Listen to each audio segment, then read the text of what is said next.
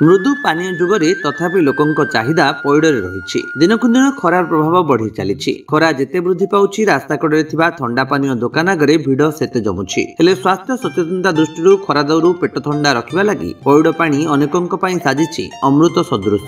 मृदु पानीय मध्यरे पइडर चाहिदा अधिक थिबा बेले देशी ताजा पइड पीबाकू लोकंकर बेस आग्रह रहिछि। पारडाखेमुंडर विभिन्न स्थान रे पइड बिक्री हेउथिबार देखिबाकू मिलिछि। पड़ोसी आंध्र प्रदेश और विभिन्न आखपाख ग्रामरू पइड आनी पइड बिक्री करुछंती। पानी पइड, अल्प नाली पइड, मोटा नाली पइड दाम भिन्न भिन्न रहिछि। समस्ते पइड पीबाकू भल पाउछंती। रोगी मानक पई पइड पानी सर्वस्वधि पालटिछि। पइड पानी रे विभिन्न प्रकार औषधीय गुण रहिथिबारु यह स्वास्थ्य और त्वचा पई बेस उपकारिता। खरा दिने पइड पानी देहरे जलीय अंश दूर करिथाए। पइड पानी रे पोटासियम थिबारु यह मस्तिष्क और स्नायु को सतेज रखे। एंटीऑक्सीडेंट अधिक रहिछि जहा शरीर रे रक्त संचालन को ठीक रखिथाए। पइड रे विभिन्न प्रकार पोषक तत्व रहिछि। पइड पीले रोग प्रतिरोधक शक्ति वृद्धि पाई थाए।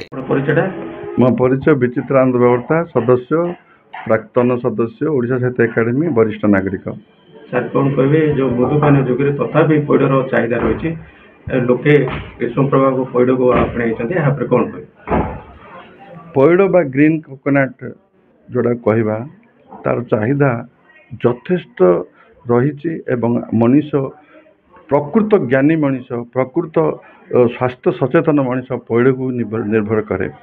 आज जुगे बहुत प्रकार मृदु पानीय बाहर स्वादुयुक्त हेले देह अहितकर एक जो मैंने बुझुंट से पइड को निर्भर करती। आज जुगर यही समय पइडर चाहिदा जेते दाम होना कहीं मनीष किणापी पीवाई पछुजा दिखते ना। तेणु पइड गोटे ये गोटे जिनस जहाँकि मन को शांत रखे देह को ठंडा रखे मनीषर पार्टी को स्वादु रखे। आजिकल आउ गोटे कथा कहि पाखे जे आमे भी किणुचु गोटे लिटर पइड पानी बाहर किणुचु 200-100 टका देकरी किंतु तार स्वादु पूरा पूरी केमिकल थाई पारे। मो मतरे मु तो प्रमाण दे परिबिनी किंतु जदि गोटे गछरु तोला होता पइडटा को काती हाणिकी स्ट्रा पूरे जिते पीऊँ तार स्वादु तार आकर्षण तार मनोलोभा परिसर नियारा। तेणु आज यही जुगरे यही समय पइडर चाहिदा जेते टंका बढ़ू आउ दिन थिला पइड गोटे 10 टका 5 टका मिलता बर्तमान 30 टका 35 टका आ खरा दिन आसले 40 टका लोके पीयती एवं निजक मन भरी उपभोग करते। तेणु पइडर चाहिदा वास्तव में आज जुगे सम्मानजनक भाव अच्छी आवश्यकता रही आउरी यथेष्ट पइड आमको आमदानी कर समय आसी।